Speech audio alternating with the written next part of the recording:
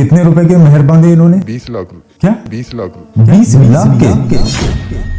इस शादी में 20 लाख रुपए के मेहर बांधे। ये 20 लाख रुपए जिन्होंने भी बंधवाए उनको लाके मेरे सामने खड़ा करो, मैं उनसे पूछूंगा 20 लाख रुपए के मेहर का मतलब ये जानते भी हैं होता क्या है? क्या सोच के 20 लाख रुपए के मेहर बांधती है? अरे मैं तुम्हें बता रहा हूँ, देखो मेहर का मतलब क्या होता है। बहुत से लोग इस गफलत में रहते हैं कि ज्यादा से ज्यादा मेहर बांध दो भाई, हमारी लड़की को कभी ये छोड़ नहीं पाएगा, या फिर छोड़ने की सोचेगा तो कम से कम 20 लाख रुपए इसके दिमाग में घूमेंगे कि ये 20 लाख रुपए का दंड भरेगा कहाँ से। तो मैं बता दूं कि जो लोग इस गलतफहमी में है कि 20 लाख रुपए के मेहर बांध दिए उसके बाद जिंदगी भर का उन्हें प्रोटेक्शन मिल गया, अब ये हमारी बेटी को नहीं छोड़ेगा, तो मैं सीधी सी बात आपको बता दूं, मेहर का मतलब ये नहीं होता है कि आपने 20 लाख रुपए मेहर बांध दिए तो इसके दिल में डर बैठा दिया। मेहर का मतलब ये होता है कि अगर आपने 20 लाख रुपए के मेहर बांधे हैं तो ये कभी माफ नहीं होंगे। यहाँ पर बहुत से लोग ये बोल रहे हैं ना कि शाम को अपनी बीबी से जाके माफ करवा लेना, तो उन्हें मैं सीधी सी बात ये बता दूं कि मेहर कभी भी माफ कराने के लिए नहीं होते हैं, मेहर को अदा करना वाजिब होता है। मेहर दो टाइप के होते हैं, एक ऑन द स्पॉट उसी टाइम अदा किए जाते हैं, और दूसरे ताउम्र पूरी जिंदगी में कभी भी आप इन मेहर को अदा कर सकते हैं। अब अगर इन्होंने 20 लाख रुपए के ऑन द स्पॉट मेहर बांधे हैं तो ये सामने वाला बंदा कहां से 20 लाख रुपए भरेगा? सोचने वाली बात है।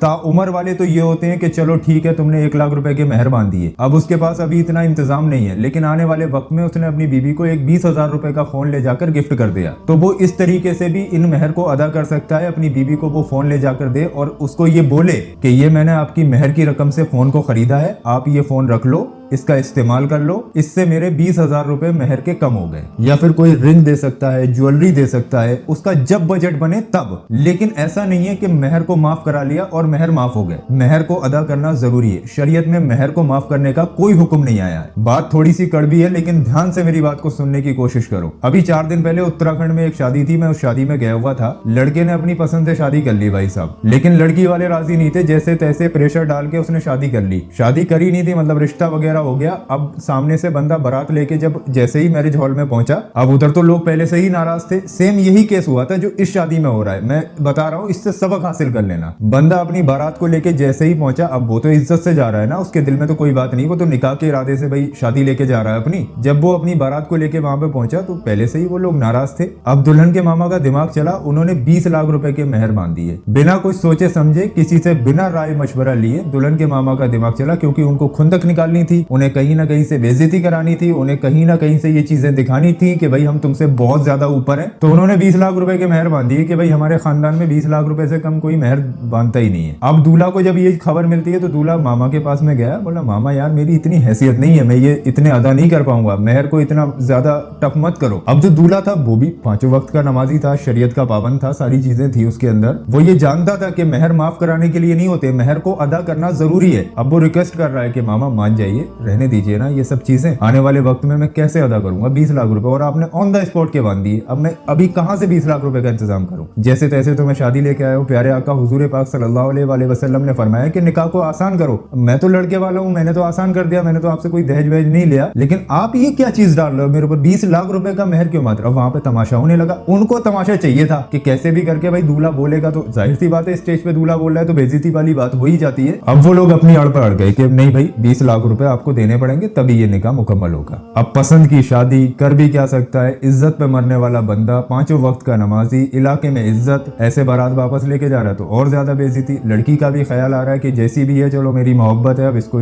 यहाँ पे लाके तो धोखा नहीं दूंगा, यहाँ पे लाके तो नहीं खो सकता। इंसान बहुत ज्यादा कोशिशें करता है अपनी मोहब्बत को पाने की, पूरी जिंदगी इधर से उधर कर देता है, सारी चीजों को छोड़ देता है, अपनी जिंदगी को पूरा बदल देता है। उस बंदे ने भी यही किया, सारी चीजों को उसने साइड में रख के जैसे तैसे अल्लाह पाक का शुक्र अदा किया कि चलो ठीक है यार, जैसे भी हुई शादी हो गई। अब जब शादी का नंबर आया तब भी उसके आगे इतनी ज्यादा मुश्किलात आ रही हैं। अब उसने कहा कि ठीक है अच्छा चलो मैं करता हूँ कुछ इंतजाम। उसने ड्राइवर को फोन किया, दूल्हा वाली गाड़ी जो सजी हुई गाड़ी थी उसके अंदर बेचारा बैठ गया, बोला तुम सब लोग यहीं रहो, मैं इंतजाम करके लाता हूँ। अब दूल्हा अगर बारात को छोड़ के जा रहा है निकाह के टाइम पे तो सोचो कितनी बेइज्जती वाली बात है। अब वो वहां से निकला, उसने अपने गाँव में फोन किया कि भाई वो मेरी फला हाईवे वाली जमीन है पड़ी हुई, उसकी कीमत 35 लाख रुपए, लेकिन अभी फिलहाल के लिए मुझे 20 लाख रुपए में मैं उसको भेज दूंगा, आपको चाहिए थी अभी आप मुझे 20 लाख रुपए दे दो और वो जमीन ले लो, फिलहाल मुझे 20 लाख रुपए अभी के अभी चाहिए। अब उस बंदे ने अपनी खानदानी पुश्तैनी जमीन बेच के 20 लाख रुपए का इंतजाम किया। वापस आया, दुल्हन के हाथ पे 20 लाख रुपए रख दिए कि ये लो भाई तुम्हारी मेहर की रकम, अभी यहाँ से रुखसत हो जाओ। अब सोचो वो मामा जिसने ये 20 लाख रुपए की रकम बंधवाई थी मेहर की, शाम को जाके वो सो गए होंगे अपने घर पे, सुबह को उन्हें याद भी नहीं रहा होगा, 1 महीने के बाद में वो सारी चीजें भूल जाएंगे। लेकिन उन्होंने इस निकाह को कितना ज्यादा मुश्किल कर दिया। इस निकाह के लिए उन्होंने किसी की पुश्तैनी जमीन बिकवा दी, इस निकाह के लिए उन्होंने किसी के दिलों में दरार बैठवा दी, इस निकाह के लिए जो लड़की के माँ बाप थे उनके और दामाद के बीच में कितनी बड़ी दीवार खड़ी करवा दी। उस शादी को इतने दिन हो गए लेकिन दुल्हन अभी भी वहीं के वहीं दूल्हा के घर पर है, उसने दोबारा उस लड़की को वहां पर भेजा भी नहीं। तो ये तो तुम लड़कियां बेचने वाले काम कर रहे हो। निकाह को आसान करने वाली चीजें आ कहां से गई। उत्तराखंड में बहुत ज्यादा दहेज वहेज का बहुत चलता है, वो तो अल्लाह का शुक्र है कि हमारी पीलीभीत बरेली साइड में ये चीज नहीं है, दहेज से लोग बच रहे हैं। मैं ऑन कैमरा बता रहा हूँ कि हमारे यहाँ बिल्कुल नहीं है। हमारे यहाँ दहेज के नाम पर चीजें धीरे धीरे खत्म हो रही है और धीरे धीरे हो भी जाएंगी। ये जो नई जनरेशन आ रही है ये दहेज से बहुत ज्यादा बच रही है। अरे हम लड़की के पैसों का हम करेंगे क्या यार? अल्लाह ने हमें हाथ पैर दिए हैं, सारी चीजें दी हैं, तुम कितना दहेज दे दोगे और कब तक हम जी लेंगे? ये सोच क्यों नहीं रखते हो आप लोग? एक बहुत पहले एक नारा चला था दुल्हन ही दहेज है, तो ये चीज समझना चाहिए कि कोई माँ बाप अपनी बेटी को तुम्हें दे रहे हैं, उससे बड़ा दहेज है क्या? तो ये जो दहेज वहेज करते हैं मुझे तो इनसे सख्त नफरत है। मैं अपने इलाके में भी जहाँ ज्यादा दहेज वहेज का सीन चलता है मैं उस शादी में भी नहीं जाता और आपको भी नहीं जाना चाहिए। हमारे यहाँ तो एक रिवाज चल गया है कि जिस शादी में दहेज दिया जाएगा या लिया जाएगा उस शादी का खाना ही नहीं खाएंगे। तो आप भी अगर यही चीज कर लोगे तो निकाह आसान हो जाएंगे। आप कितने भी करोड़पति हो, कितना भी कुछ हो, आप अपनी बेटी को दे रहे हो, कम से कम ये चीज सोचा करो कि आपने दे दिए 20 लाख रुपए 50 लाख रुपए अपनी बेटी को, कल को आपके पड़ोस में एक गरीब लड़की है, उसके तो रिश्ते भी नहीं आएंगे भाई, वो तो इतने रुपए दे भी नहीं सकते। तो ये आप अपनी बेटी की खुशियां नहीं दे रहे हो बल्कि दूसरों के हक को भी खत्म कर रहे हो। बातें मेरी थोड़ी सी कड़वी हैं लेकिन उम्मीद है आप लोग समझ जाओगे। मैंने दहेज और मेहर को लेके ये वीडियो बनाया है, नई जनरेशन के लोग इस चीज को समझेंगे और मेरी इस वीडियो से अप्रिशिएट भी करेंगे। अगर मेरा मैसेज आपको समझ में आ गया हो, मेहर अदा करने के लिए होते हैं, माफ करने के लिए नहीं होते हैं। दहेज से बचना चाहिए, इसका हिसाब ऐसा है कि कब्र में जाने के बाद भर भी नहीं पाओगे। बहुत से लोग अब ये कहते हैं कि लड़की वाले अपनी खुशी से दे रहे हैं, हमें लेने में क्या है? तो तुम क्या इसीलिए पैदा हुए थे? उन्होंने भी तो कमा के आपको दिया है, तो क्या ये पैसे तुम खुद नहीं कमा सकते? क्या ये दहेज की चीजें तुम खुद इकट्ठी नहीं कर सकते? क्या तुम्हारी इतनी भी हैसियत नहीं है? इतनी बड़ी शादी कर रहे हो, अपने घर में एक बेड लाकर डाल लो, शर्म की बात है ना। तो ये चीज भी सोचना चाहिए लोगों को। उम्मीद है मेरे इस मैसेज को समझ गए होगे।